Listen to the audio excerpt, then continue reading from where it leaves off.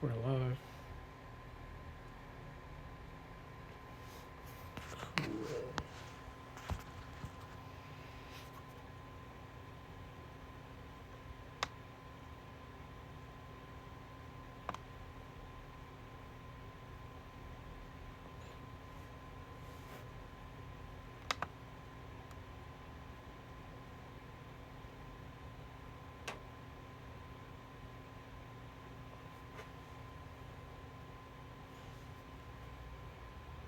Okay. Um, for those new here, which is probably all of you, I'm Base Phoenix, and I'm going to be reading as much as I can of my unedited version of my first novel. It's a superhero novel. It's a series called Descended. Um, I don't have many ways of marketing it right now. I don't have any sorts of followings or anything on any sort of social media, so I'm just trying to do anything I can to get the word out. Um, so I'm just gonna start with chapter one. Uh, I'll look back at the VOD later and see if it's worth uploading to YouTube. But here we go. Chapter one: The Alpha Corporation, a shady organization created by the government to specialize in supernatural activities within and outside of the human species. They are spread out across the globe, but the headquarters resides on the edge of a forest in Midtown Haven City, New York. A city similar to New York City, but slightly more advanced and expensive in the upper part of the city.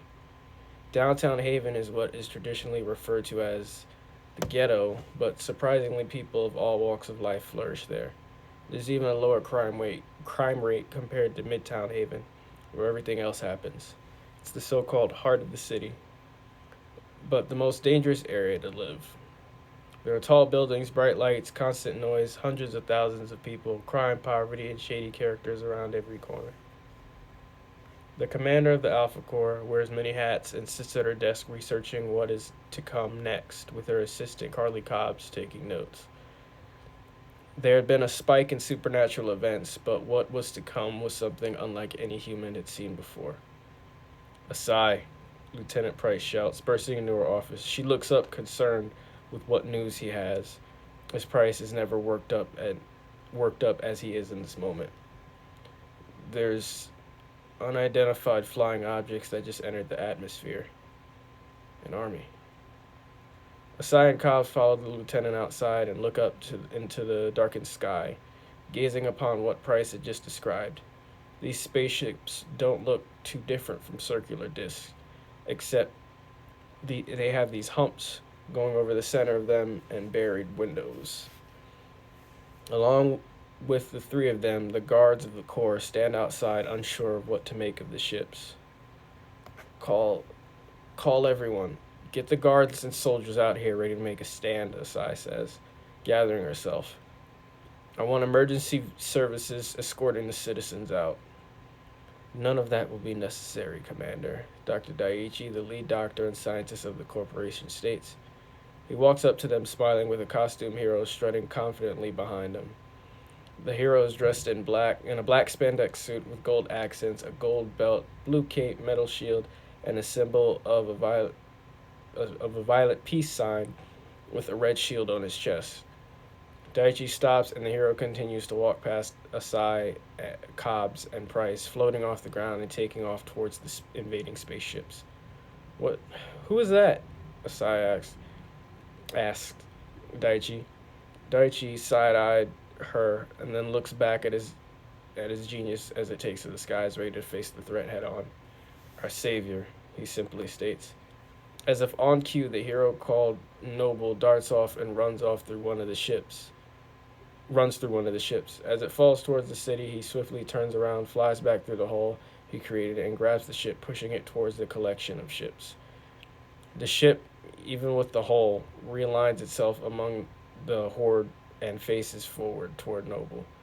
The ships have panels on their sides of them open, and plasma cannons rise from the gaps. They are all aimed at Noble, who calmly lifts his shield between the ships and himself and the planet. The cannons focus all of their fire on Noble and his shield, but the hero successfully absorbs the blast. Before he can make another move, the bay doors of the ships open and aliens of varying size and shape and color begin leaping out. But before they can even breathe in Earth's air, they are pushed back into their respective ships before they realize what's happening.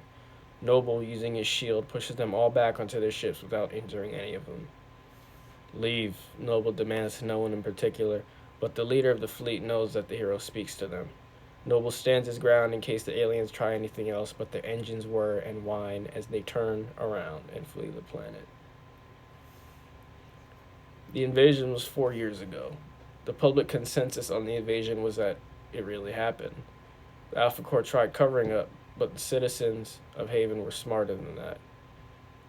It was the day everyone stepped outside to look at the spaceships like it were an eclipse. The day that the world confirmed that aliens do exist. Sure, there were deniers, but everyone, not just in Haven, but the world, knew more than that. There was a sense of unity in the feeling, the experience. However, not everyone knew about the hero that defended them. This was the conspiracy. Whether this so-called hero existed in the first place. People had taken pictures on their phones, even video, trying to record proof, but no matter how much evidence someone had, it was chalked up to a mass hoax.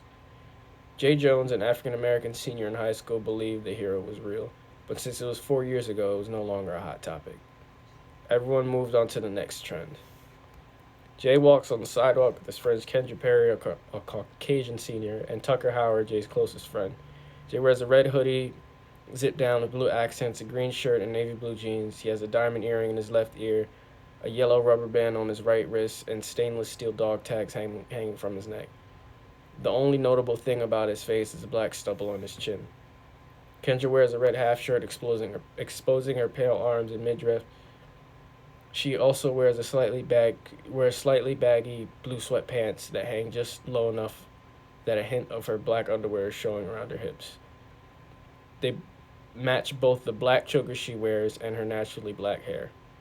Tucker wears a forest green tank top that exposes his brown arms and pitch black jeans with a crimson red belt, the same color as his irises. He also wears tan boots that are lighter than his dark brown hair. Both Jay and Kendra wear white sneakers. Jay is in high tops, Kendra is in low-cut skates. They're coming from school with their bags resting comfortably on their backs. Jay looks over to Tucker. Your parents coming to graduation? My mom can make it. Dad might have to work, though, Tucker answers. What about yours, Jay? Kendra asks, smiling. Jay looks up at the sky. I hope my mom can make it. University might hold her, though. Jay's mom, Jackie Jones, is a professor of English at Haven University. She did her best to raise him properly without the aid of Jay's father, who disappeared when Jay was only 5 years old on a mission to Japan. The U.S. military was not at war with Japan, but it was to be a reconnaissance mission on classified information. One of the only things Jay remembers about his father saying is that he and his mother were the lights of his life. The word light is imprinted on one of the dog tags Jay wears, the other being the only dog tag that was found when the military went searching for his father in Japan. He is unable to remember what his father's face looked like. When he tries to imagine his face, all he sees is a blurred face, as if it were a smudged painting. He does remember his father's muscular figure and skin that was a little bit lighter in tone than Jay's. He still believes that his father is out there somewhere. Jay looks across the street and waves at an African-American convenience store owner, Mr. Edwards. Hey, Mr. Edwards, he shouts. Hey, gang. Mr. Edwards waves back. Mr. Edwards turns to a couple of street thugs who are selling drugs. He shakes a wrinkly fist at them. What'd I tell you punks about selling in front of my store? Go on now. One of the thugs steps forward. What are you gonna do, old man? Another thug takes out a knife and steps towards the owner. Jay drops his bag and rushes across the street, avoiding cars along the way. Jay, Kendra shrieks. Jay walks up to Mr. Edwards, first looking at Mr. Edwards, checking for any wounds in his dark skin before looking over at the punks. He glares intensely at the thugs under the rim of his red hoodie. The goon with the knife squints at Jay before the goon who first spoke, the lead goon, holds out a hand. He looks at Jay, then turns to the knife wielder. Nah, man, he's cool. The thug walks off. The thugs walk off. Jay turns back to Mr. Edwards, who is watching the punks leave. Everything all right? Yeah, I'm all right, son. Just sick of those goons. Kendra screams again. She's holding Jay's bag. Jay! Jay averts his attention to his friends across the street. Come back. Can you bring it over, Ken? Kendra rolls her eyes before she crosses the street. I'll talk to you guys later, Tucker shouts and waves before walking off. Kendra hands Jay his bag. See you, Tuck, Jay shouts back. You okay, Kendra asks him. Jay nods. I'm alright. Head home, Ken. I'll catch up with you later. Kendra smiles at him and blushes. She hugs him, then heads home. Jay focuses his attention on Mr. Edwards. Hey, let me know if those goons ever come back, Mr. Edwards, Jay says. Nah, Jay, Mr. Edwards says with a wave of his hand. Don't worry about it. I'll just call the cops next time. You know I can help, right? Don't want it. I know your fighting reputation precedes you with the thugs around here, but I don't want you fighting. You're not like that hero everyone believes was a thing, Mr. Edwards says. Stay out of trouble, you hear? Jay looks at the ground. Yeah. A few burly guards in black business suits and even darker shades stand outside of a local grocery store. Jay walks past them with his head down, deep in thought. It's not that he wanted to be a hero, but it got him thinking about what the future would hold for him. Could he make a living being a hero? If he wasn't going to college, what would he do instead? Maybe continue fighting, but professionally, like boxing or mixed martial arts. A guard speaks up. Jones. Jay turns around facing the guard. Offer still stands. Jay turns back around and continues walking. I told you guys I'm good. Okay, just letting you know. You know where to find us if you ever change your mind. Jay lives with his mother in a row of two-family middle-class houses. The Joneses side of the red brick house is rather run down. All four of the steps are cracked.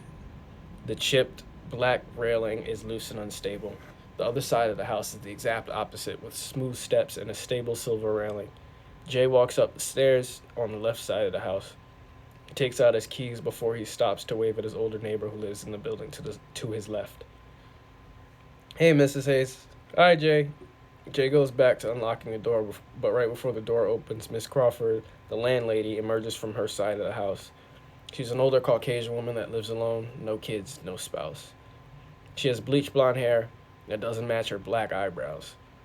She is almost always seen in a red business suit that matches the color of the red bricks of the building.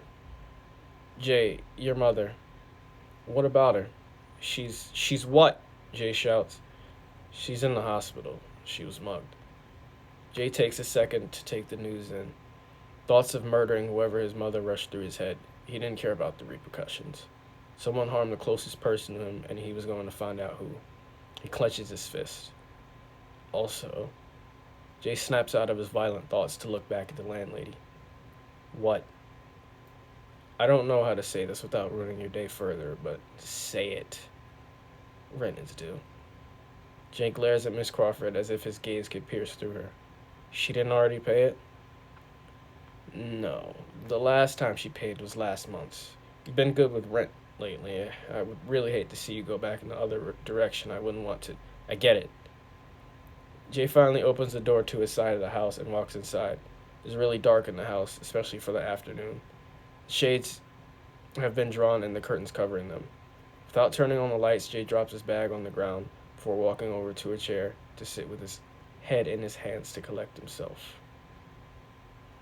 I think I'm going to end it there for today. We'll continue with chapter 2 tomorrow.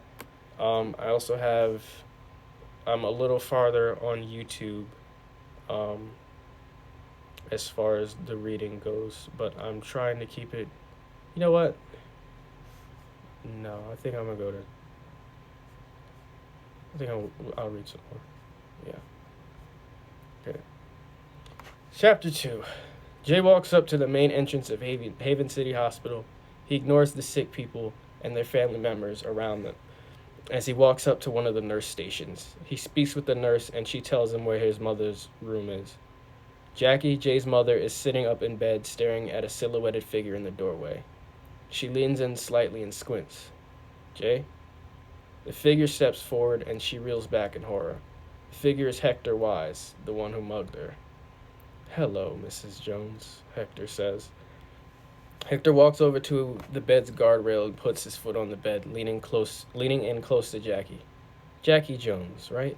May I call you Jackie? He gets off the bed and turns his back to her, folding his arms.